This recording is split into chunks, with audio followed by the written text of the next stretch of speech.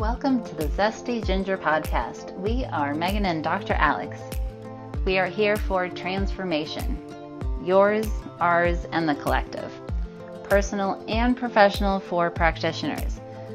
But not just any transformation. Compassionate transformation.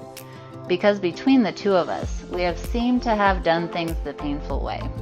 Let our pitfalls become your stepping stones. We aren't afraid to share our raw and vulnerable truths in order to help you transform your thinking, your body, your heart, and your soul. Combining 15 years of functional medicine with brain-based habit change to lead you to the best life possible in a compassionate way. Compassion, yes, yet plan to roll up your sleeves. Transformation requires your participation. And a quick reminder, this information is not meant to diagnose, manage, or treat disease. Always consult with your doctor, not this doctor, before making changes. Now let's get into the episode. Hi there, Dr. Alex here with you. Thank you so much for being here with me. I am so grateful for you. And it's always so fun to be able to chat with you. I love doing this, so I appreciate you. I am going to be talking about affirmations today, and really specifically a little bit about affirmations in general, and then how to begin to elicit from yourself affirmations that are working for you in areas of life that are problematic. Like problematic thoughts, decisions, or beliefs that you have, they're kind of tricky for affirmations, right? Because a lot of times what people do is they know what they don't want, like they don't want to be sick. So then they make something that's like completely the opposite of I am healthy. And then they try to just say I'm healthy a whole bunch, and their own brain often isn't buying it. So it doesn't really feel that good because it doesn't feel true, and they don't really get the result. Here's the thing with affirmations. Affirmations are a repetitive invitation to think something, right? And we know that repetition hardwires the brain. But there's lots of things that make the hardwiring of the brain faster or slower. Kind of like if you put enough emotional charge to something, you don't need that much repetition because you hardwire it really fast. That's the definition of trauma. You only had the one thing happen, but it had such an emotional charge that it got primed. If it's something that is not that charged or not linked with something like that, then it takes slower. The more resistance that we have to it, as in the less you believe it, the longer it takes even then. So if you think something that you agree with, it'll go faster than something that you completely don't buy.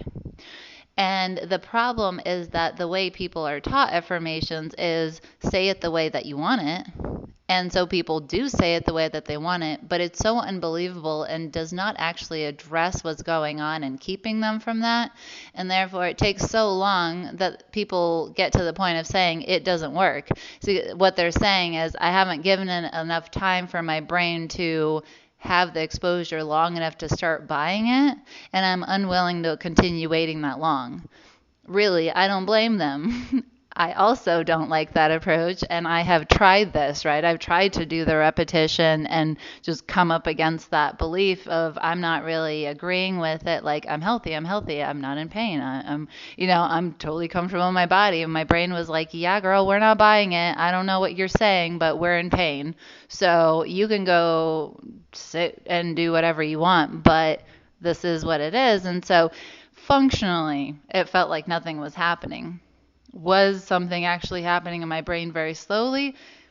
Probably is the reality. So we're not talking about something that's an on and off switch, but we are talking about getting results. And how fast you want to get the results that you want to have is completely up to you, and you will determine how fast you get there because you will either take action, change your strategy to speed it up, or you won't, and then you won't have it, right? So that is because it's under our control and we can interact with it differently, it becomes a lot more fun because we can create something, we can take something that's kind of working but not really, and really augment it to make it super, super effective. So recently, I've started creating audios for myself, and we obviously do this within our programs for I've started creating affirmation audios, and I listen to them all the time. So I even have some that I play at night for myself, and they are completely customized to me. So as we talk about affirmations and kind of unpackaging problematic areas that you might be fighting yourself on, this is the kind of application it is. And it's been amazing to see, as I've been really committed to listening and creating these and working with myself, how quickly I am changing. And that's even saying that with Megan and I do this for a living. We do this all the time. So obviously I usually don't really feel like I'm moving slow because I don't want to. I mean, why would I? So even now, to see the difference with the addition of this has been really, really cool. Of course, I do lots of other things, but it has renewed my excitement about affirmations, and it has also doubled down on my apprehensions around them, on why they don't work, and why I think a lot of times people are creating things that aren't helping them that much. And then they use the fact that they're doing affirmations as a way to beat themselves up. But they go, look at all this time I spend doing affirmations, and now I'm extra frustrated with myself that I'm not getting better. And so anytime we have that kind of setup, we need to reconsider what we are asking of us. And definitely the real solution is solutions, right? To create resources for yourself that address this stuff. So I'm going to walk you through my process of what it looks like to start out with the thought that doesn't feel good, and then to have the thought that you're trying to get to, and to have the affirmations in the middle that help you get to the believability of what you ultimately want, right? For me, it was like, I do feel comfortable in my body. I feel great in my body. But there were a lot of steps along the way for that allowed that to occur. All right, so before we dig into that, I just wanted to share a little bit about our support for the episode. So this episode is supported by our friends at FullScript, and FullScript is an online formulary that allows practitioners like Megan and I to compile and curate collections of supplements at a discounted rate. So this is where we and our family members, our friends, get all of our high quality and effective supplement options, and while still being conscientious of budgeting, which is, as we talk about, taking all of you into account. All of it has to make sense, and that's why we appreciate resources like this. So when you go and visit our collections, you can actually see what we use and what we've used throughout the years, basically in our health journey. And then, of course, as we've gone into more and more of our empowered transformation into all the elective things we want to be, right? What are we doing with that good health? We have supported the physical body significantly through that as well, because that matters too.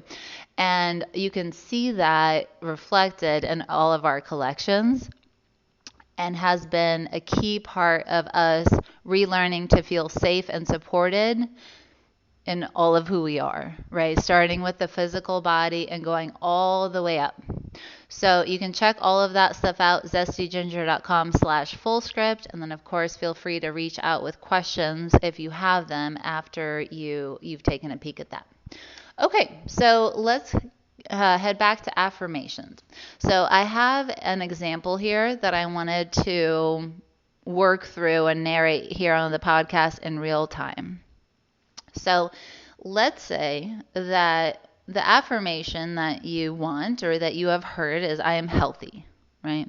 But when you say that, the thing that you will find, and you can even do it right now, you could pause this or as I'm talking and just think to yourself, I am healthy.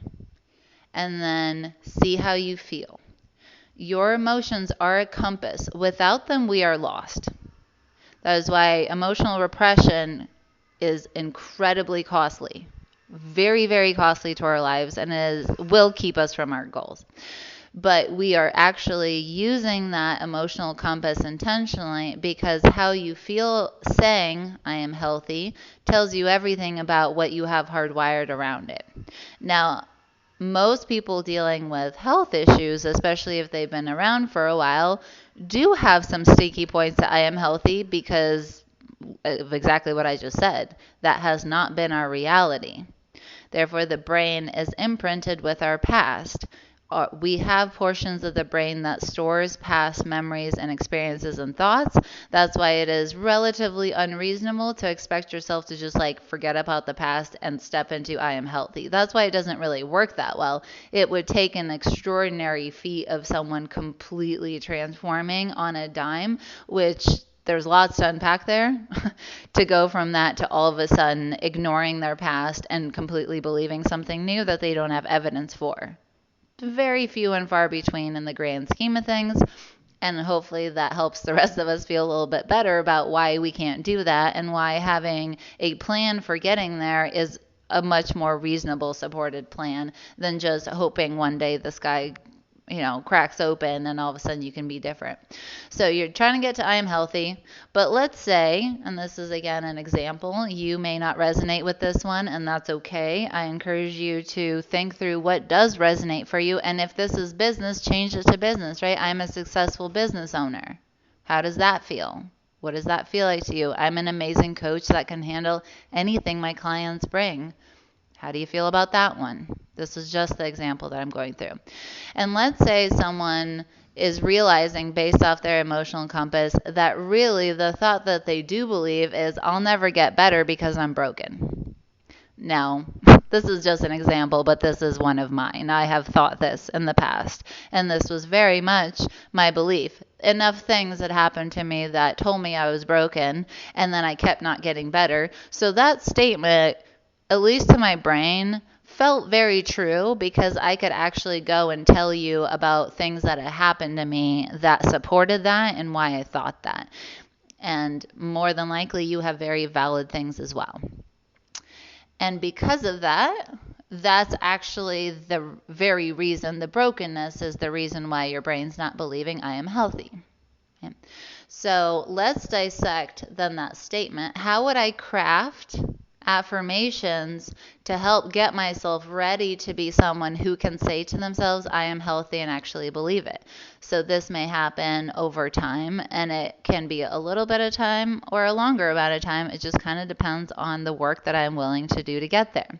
So to convert I'll never get better because I'm broken, that's not an affirmation that is empowering in any way, right? You're essentially future predicting when you don't really know. You have no way of knowing if you'll ever get better, that you'll never get better. You just made that up. Because I'm broken is again a subjective experience. Someone else could look at you and think that you're the greatest thing since sliced bread. So you thinking you're broken is your narration of that. And on any given day, you could relate to that more or relate to it less, or you can even have days where you feel great and confident and don't relate to it at all, right? So this whole statement, there's multiple areas of it that are both untrue, unverifiable, and problematic, in that once you think I'll never get better because I'm broken, the only way that you could reasonably have appropriate emotions to it, like ones that match this, are the negative ones. You could feel frustrated, you could feel bitter, you could feel ashamed, you could feel guilty, you could feel despair. But you're probably not, and appropriately so, not going to think I'll never get better because I'm broken and then be happy. The thought and that emotion, the compass is broken then, right? There's something else leading the compass, but this thought alone will lead to generally not great thoughts or not great emotions. Once we get into the emotion drives our ability and our decision-making capacity for what we're going to do about it. So when we're broken and in despair, despair has no motivation. It is not an activating emotion. It's a deactivating emotion. So despair will keep you in bed thinking, why even try? It doesn't even matter, right? And if that's the case, then we really don't we can't leave this kind of thought unattended, because what we're saying is if we know what the emotional compass is going to do and then we still choose to do that without modifying it, we're going to keep getting the same results. So we could feel guilty and ashamed about that, but the fact of the matter is that that's what's going to happen. That is what we have input to the system, and the output's going to be the same. You change that though, which is what we're talking about here. You change the actions, you change the results. Now you're up and running on actually making a difference for this. So once you have a statement like that of I'll never get better because I'm broken, then generally speaking, there will be something in the sentence that describes why you're is happening that way, the way that it is. And my example here is actually broken. I'll never get better because I'm broken. There could be any number of things. I'll never have a successful business because Instagram sucks. Because my market is oversaturated. Because I got abused.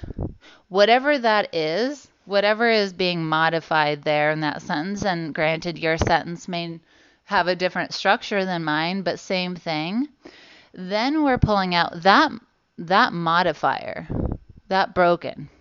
The question to ask yourself is, what makes broken, or insert in that word, an important part of the narrative? Why, in my statement, why is broken linked to never getting better? What about that makes it part of your story? Why is it an important part to include? And as we work on things within ourselves, there's always things like this in whatever's happening. The problem is the problem because there are things like this. So if you're like, I'm not seeing what this is in my statement, you might need to actually play around with some of the details. And then when you feel that emotional resonance, you're like, oh, it's the Instagram that I feel unworthy of, right? And you can start to get it. But always there's a story to this, right? There's a story of how you got there. And there's a story of what could happen that's bad in the future. So that is why we are working to elicit that within ourselves, to get the actual statement. And that is why then we can ask, how is broken an important part of this story? Why is being broken relevant to health? What I recommend in general is that when we ask ourselves some things, we're asking this question of our unconscious mind. Because consciously, you're going to fire off the same thing that you've probably told your therapist or your friend or your mom a million times. We're looking to elicit the subconscious programming, the patterns that we have. So the first thing that pops into your head, or the first couple, is often an aha moment for people. So whatever it is that comes to mind when you're looking at this, allow yourself to write down whatever first came up. Just put it down, even if you're like, well, consciously, I don't normally think that. Good, that's the point. You're actually getting somewhere, right? The perspective should shift with the things that you're doing. If you're getting to the exact same place, as in you're still thinking the same, the perspective is the same, and you feel the same, there hasn't been enough of the movement, right? And so that is what we're going for. Write down the first thing that comes to mind on this. And so for here, I have continued the thread of our example. So broken. Why would someone think they're broken? For me, there's three things that I wanted to give as options here. All three were true for me, and you could have all three active, right? I've been hurt, so someone else broke me. I've been hurt, someone else broke me, but now I identify as being someone who has been broken. So I've been hurt is a subset to describe the way that the reason that broken is an important part of the narrative. Why would I even include that? Well, I'm including that because I'm acknowledging in the past I've been hurt. Then the second one that I had was part of broken is I've messed up. So I did things that I perceived were wrong, and by definition, that is supporting evidence for why I'm broken, right? Because people who do things right generally, and I'm narrating my own beliefs here in the past, if you're someone who keeps messing up when you know that you should be doing other things, right? You know you should be eating healthy and then you don't, then that is how I was describing myself being broken. There's something wrong with the fact that I can't just do what I say I'm going to do or carry through or follow through or whatever. So by definition, then, I've been hurt and I've messed up. We're defining why broken was an important part of that story. And then the third one that I had really prominent was I let them do it. So part of my brokenness also came from traumas that had to do with other people. And the I've been hurt covered that part in some ways. But then I also had some unforgiveness towards myself on the fact that some of the situations were actually allowed to be maintained or perpetuated by me. I actually had allowed myself to stay in that place, and that is why I felt icky stuff around these statements. The concept of brokenness in my brain was linked to each of these events. There were actual neurons touching, right?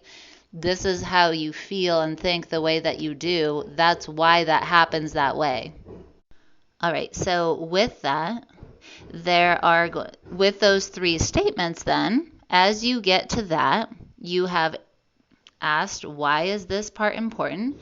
And then you've narrated for yourself the couple things that are true, what actually defines these things, and now you have new statements. See how we're going? We're starting with the one we don't like so much, then we're pulling it apart, and we're actually getting more relevant subtext of statements and the things that define the very problem that we're working with.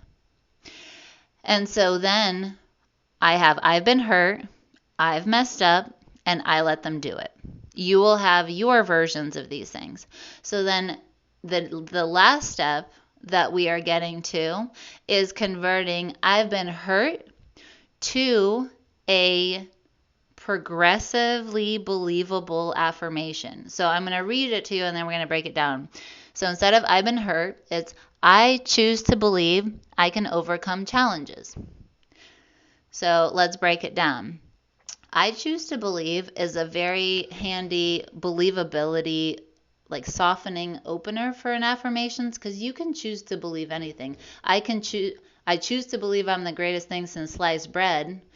I don't have a lot of resistance in the emotional body to that because I can choose to believe anything. I can choose to believe that I'm a purple elephant, right? So that I choose to believe is a great part of that because at some point I don't have evidence, so I'm just choosing to believe something that I can overcome challenges. The reason I went there for this one, and of course there's choices in this, but if I've been hurt, I'm not actually going to affirm that I'm never going to be hurt again, because quite honestly, if someone came along and hurt me after that and I had been telling myself I'd never get hurt, then I'm basically leaving myself unsupported with my pants down, right? Like, that's not a very safe thing to do. The same way I wouldn't tell a child, like, yeah, it's safe to jump off that height, nothing will happen to you, just believe in yourself. Because what if they fall and hurt themselves? Now they're looking at me like, hey lady, you're crazy. You told me that I wouldn't get hurt and I did. We don't do the same thing to our inner child that we wouldn't do to an outer child, right? And so that is why I'm not telling myself I'll never be hurt, but I can choose to see them as challenges as opposed to things coming to hurt me, and I can overcome them. I can be the kind of person to overcome challenges, and that is in support to I am healthy. Once I begin to believe that I am someone that can overcome challenges, then starting to believe that you can be healthy is way easier, because becoming healthy from a place where you're not, you are overcoming challenges. So the believability factor just went up. Now your brain is starting to get to the point of buying it. So let's do the second one. I've messed up. What does that turn into? Mine was I'm a work in progress and I can always choose again, right? So instead of saying I always do the right thing, which I'm going to be honest, I don't, and I don't have that expectation. It's too unreasonable, and it forgets the thing that I'm a human and I'm imperfect, right? So what I'm going to choose instead is I am a work in progress and I can always choose again. So when we're coming up to being healthy, it's like, okay, well, what if you're messing up the diet? Being healthy and being a work in progress is a lot more supportive because you can always work in progress and improvement in your diet. If you just mess up your diet all the time, people don't feel very resourceful about that, right? So I'm a work in progress really supports the healthy journey because we know that in order to go from unhealthy to healthy, it is a work in progress. And so we are helping ourselves see the bumps in the road as that. And I can always choose again, right? So if you're a work in progress, you can always choose what you're a work in progress on. So then if you're feeling like you're messing up, like let's say you're messing up going low carb and then one day you decide going low carb isn't for you, you don't have a low carb problem anymore, right? So these are the things that set you up because a healthy person rolls with the punches. A healthy person can eat healthy one day and then eat trash one day and go right back to being healthy. They have the health reserves, they have the health security, they're not worried about it. So see how these thoughts of I am a work in progress and I can always choose again is so much more believable and helps you have the mindset to approach yourself now. And if you're already healthy, you'd already have this mindset. So you might as well start having it now. That's why we're doing the affirmations. See how this is all working? I really hope you do. And then the third one is I let them do it. Right? And so an option for turning that over is I'm learning to stand in my power. I'm learning to trust my intuition. Those kind of things are where I went with that, right? Because I can't go back to the past anyways. So I am healthy. If I'm someone that's healthy generally doesn't feel like people come and just do stuff to them and they let them do it. Right? You're not, generally, you talk to healthy people, they're not also putting themselves in positions that they are in that. Now, obviously, there's goofy things that people do. But generally speaking, of the embodied, empowered version of I am healthy is someone who does stand in their power and does trust their intuition, right? And so you are becoming the identity of it. And it resolves the problem that you're having. If you let them do it, the answer to that is trusting your intuition next time to know if it's right for you or not. That's where things went wrong. You didn't recognize it at the time of when you needed to remove them or you from the situation. But as you learn that, standing in your power, listening to your intuition are two things that you may need to resolve that, to say, I'm not going to let you do it this time. And to come up with that, I needed to use my intuition to see that I thought that, and then I had to stand in my power to deliver it to you. So the subset of I am healthy then, the kind of person that would be healthy, let's think through this. They are someone that overcomes challenges. They see themselves as a work in progress and have agency to change directions, make other options, choose again. And then they're learning to stand in their power and to listen to themselves and to deliver that internal information externally in order to navigate their world. When you think about that from the greater perspective of someone who's healthy, generally speaking, now the nuances might be different for each of us, but generally speaking, most people would be like, yeah, that does sound like a healthy person, right? You would need to have all these components to be that. And when we have followed this thread, each of these steps that we go through to modify these statements then are of service to the next step. And then they also support each other. So there's lots of crossover, there's lots of transitional stepwise process here built in, because that's what's happening. If something's unbelievable, you need to start having enough neurons working together to believe it in that general direction to start even being available for thinking it at some point. And that is the process that we're doing here. I would love, love, love to hear from you when you apply this, because I have been taking people through this, and I just love hearing about all your stories. Like, I love hearing about the experience of when you can take yourself from a thought that doesn't work to one that does, and then build that evidence for yourself.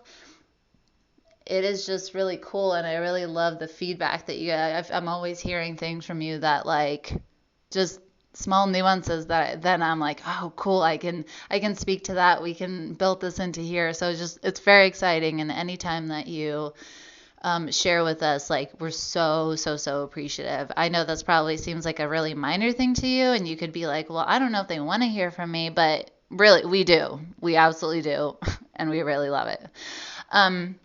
I've been chatting on the phone with people, so amazing. Hi, if I've talked to you.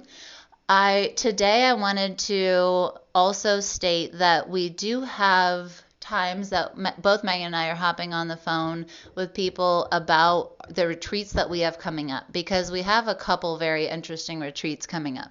So we have one in January that is a over the weekend retreat in person in Virginia by Megan's house. And we are going to be meeting in January to talk about compassionate transformation for habits. So it's a bite-sized mini retreat for a weekend, and it's all going to be on the topic of how do you intentionally become the identity that you want and have it trickle down to the habits that you do day to day, because they're one and the same. So that is coming up. And then we also have our level 1, our next practitioner training. So for neuro-linguistic programming certification, quantum time technique, the subconscious reprogramming certification, life coaching, and hypnosis. So that is in April, May. It's like late April, early May. It's a 7-day retreat, and that is in Dallas. We have another one, level 1, in October. And then everybody that did level 1 that year and is ready for level 2 will come to level 2 in February. So that's kind of our rhythm. If you are a coach, a practitioner, a provider, a teacher, a parent, a leader of any kind, either the smaller retreat or the larger retreats could work. So what we do is just hop on the phone with you and figure out what's a better fit for you. Obviously, we believe in flexibility and customization. We always have. If you've been around, you know that this is us, so we roll exactly like that, right? Just shoot us an email, put podcast somewhere in there so that I know you're coming from here, and let's hop on the phone and we'll chat about what we got going on. We also have a personal breakthrough one that if you're not a coach and you're not hoping to work with people directly, or you don't have kids and stuff like that, then the personal breakthrough retreat is the more chill, non-certified version of level 1. And that's, like it stated, personal breakthrough transformation. And it also gets to be a little more chill because we're not certifying for 4 different things, right? The 7-day is intense, but you walk away with a lot of resources to help yourself and other people with. So it's intense. The personal breakthrough is more chill. Of course, transformation is always transformation, and your brain will tell you that, but there will be a lot more of that casual vibe to it. And if that is a better fit for you, then of course we can talk about that too. So shoot us an email and just let us know that this is what you're wanting to talk about, and we will hop on the phone with you and help you decide which one is best for you. We had such an amazing time in October, this last level one. It just, every time we do it, the transformations that we get to witness, like what people come in with, and then the things that they're able to do, the changes that they're able to make are always so motivating for us. Like, it's next level. People always say, like, oh, when I go to the retreat, I'll change. But Megan and I have realized we change so much because we get to witness all of it. It's all multiplied. And it's such an honor because the changes that people make are astronomical. When people have the right resources for themselves, they can actually compassionately, gently, and like in a proud way. And I don't mean pride like bad. I mean, like, they're truly proud of themselves because they're like, holy cow, I said I was going to do that. And I said, this is who I am. And now I'm actually living it. And I'm doing it. I'm not just like saying it and then falling off the wagon and feeling guilty and feeling ashamed and all that noise. They're like, wow, I decided and I did it, and that's how damn good it feels. And so we always have a renewed sense of excitement about it. And, more and more, we've come up to a level where it's like we're always excited about it. And now we're considering doing more and more of these retreats. So, whether you come, whether you just talk to us, or whatever, we really appreciate the discussions around this, to hear your guys' thoughts and be able to hop on the phone with you and hear what you got going on and do that with you. It's truly one of our favorite things about, we would say our job, but it doesn't even really feel like a job. Like, this is what our purpose is. And so it truly jazzes us up to be able to do that. So shoot us an email, support@zestyginger.com. Just put podcast somewhere in there so we know where you're coming from, and we'll get you set up in the right way. All right, I'm sending you so much love, and I'll talk to you soon.